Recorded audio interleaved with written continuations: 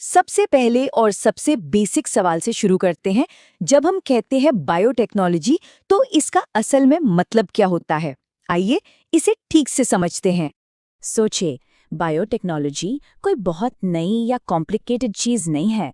हजारों साल पहले जब हमारे पूर्वजों ने यीस्ट का इस्तेमाल करके ब्रेड बनाई या अंगूर से वाइन बनाई, तो वो एक तरह से बायोटेक्नोलॉजी का ही इस्तेमाल कर रहे थे। मतलब बिल्कुल आसान भाषा में, लिविंग ऑर्गेनिजम्स का इस्तेमाल करके अपनी समस्याओं को सुलझाना ही बायोटेक्नोलॉजी है। अच्छा, अब ये नाम कॉम्पिटिटिव एग्जाम्स के लिए बहुत बहुत ज़रूरी है। कार्ल एरिकी, साल 1919 में इन्होंने ही बायोटेक्नोलॉजी शब्द पहली बार इस्तेमाल किया था। तो ये नाम याद रखिएगा, फादर ऑफ बायोटेक्नोलॉजी कौन है? कार्ल एरिकी। अब देखिए, बायोटेक्नोलॉजी का फील्ड इतना बड़ा है कि इसे आसानी से समझने के लिए अलग-अलग रंगों में बांटा गया है। जैसे कि ग्रीन बायोटेक्नोलॉजी का मतलब है खेती-बाड़ी से जुड़ी टेक्नोलॉजी, जैसे जीएम फसलें।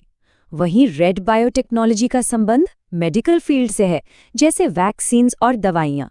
तो ये कलर्स हमें इसे बेहतर ढंग से समझने में मदद करते हैं। तो अब जब हम बायोटेक्नोलॉजी की नींव समझ चुके हैं, तो चलिए इसके एक सबसे ज़रूरी एप्लीकेशन पर चलते हैं, ह्यूमन रिप्रोडक्शन। इस सेक्शन में हम उन बायोलॉजिकल प्रोसेस को समझेंगे जो एक नई जिंदगी की शुरुआत का बेस हैं। तो यहाँ हमारे सामने हैं जीवन के दो मेन कैरेक्टर्स, स्पर्म यानी शुक्राणु और ओवम यानी अंडाणु। स्पर्म एक छोटा तेज तर्रार ट्रैवलर है जिसका एक ही मिशन है, जेनेटिक मैसेज को पहुंचाना।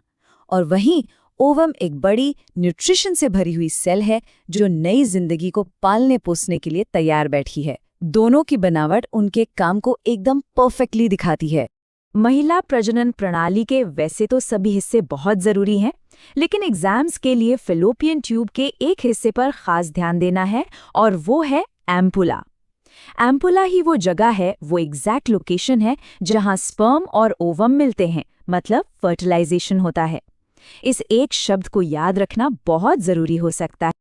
ये पूरी जो प्रोसेस है ना, ये एक तरह से हार्मोन्स का खेल है जो लगभग 28 दिन के एक साइकिल में काम करता है।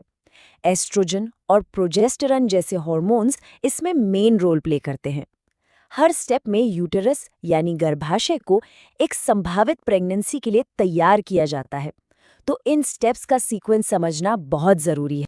लेकिन तब क्या होता है जब ये नेचुरल प्रोसेस ठीक से काम नहीं करती? यहीं पर बायोटेक्नोलॉजी एक उम्मीद की किरण बनकर आती है। आइए अब उन टेक्नोलॉजीज को देखते हैं जिन्होंने न जाने कितने लोगों का पेरेंट्स बनने का सपना पूरा किया है। आईवीएफ यानी in vitro fertilisation medical science का सच में एक चमत्कार है। इन विट्रो का लिटरल मतलब होता है कांच में। मतलब फर्टिलाइजेशन शरीर के अंदर नहीं बल्कि बाहर एक लैब डिश में होता है। इस एक तकनीक ने रिप्रोडक्शन की दुनिया ही बदल दी है। आईवीएफ कोई जादू की छड़ी नहीं है, बल्कि यह एक बहुत ही सावधानी से प्लान की गई स्टेप बाय स्टेप प्रोसेस है। ओवरीज को हार्मोन से स्टिमुलेट करने से लेकर बने हुए एम्ब्रियो को यूट्रस में ट्रांसफर करने तक हर कदम पर बहुत ज़्यादा प्रिसिजन और एक्सपर्टीज की ज़रूरत होती है। ये धैर्य और उम्मीद का एक सफ़र है। रिप्रोडक्शन में मदद करने वाली दुनिया में एक और तकनीक है जो अक्सर चर्चा में रहती है, और वो है सरोगेसी। ये सिर्फ एक मेडिकल प्रोसेस नहीं है, बल्कि इससे कई कानूनी और सामाजिक सवाल भी जुड़े हुए हैं। चलिए इसके अलग अलग पहलुओं को समझते हैं। सरोगेसी सिर्फ एक मेडिकल अरेंजमेंट नहीं है, ये उम्मीद का एक तोहफा है। ये उन जोड़ों या लोगों को पेरेंट्स बनने का मौका देती है जो मेडिकल वजहों से खुद गर्भधारण नहीं कर सकते। देखिए, हर पावरफुल टेक्नोलॉजी की तरह सरोगेसी के भी दो पहलू हैं। एक तरफ तो ये उन कपल्स के लिए एक वरदान है जो पेरेंट्स नहीं बन पा रहे, लेकिन दूसरी तरफ इसके कमर्शियल इस्तेमाल और गलत फायदा उठाने का भी खतरा है, जहां जरूरतमंद महिलाओं का शोषण हो सकता है। इन दोनों साइड्स को समझना बहुत जरूरी है। अब ये स्लाइड कॉम्पिटिटिव एग्जाम्स के लिए सुपर इम्पोर्टेंट है, इसे बहुत ध्यान से समझिए।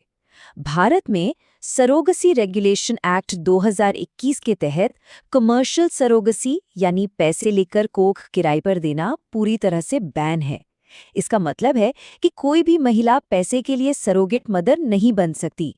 सिर्फ परोपकारी यानी अल्ट्रुइस्टिक सरोगेसी की इजाजत है, जिसमें कोई करीबी रिश्तेदार बिना किसी पैसे के सिर्फ मदद के लिए आगे आती है।